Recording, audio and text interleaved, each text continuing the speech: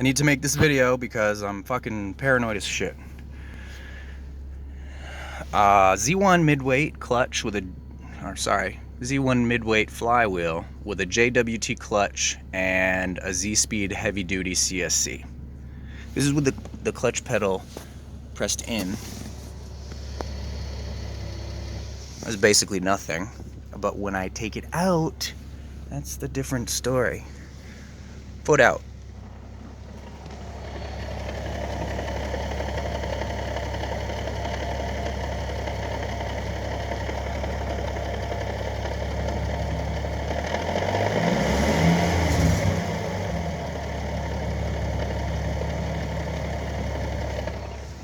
The hotter it is, the worse the noise gets. Sometimes it sounds like a straight up diesel.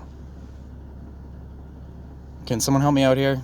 Is this normal? Because I'm getting sick of holding the clutch in all the time so that people don't fucking stare at me like I'm an idiot.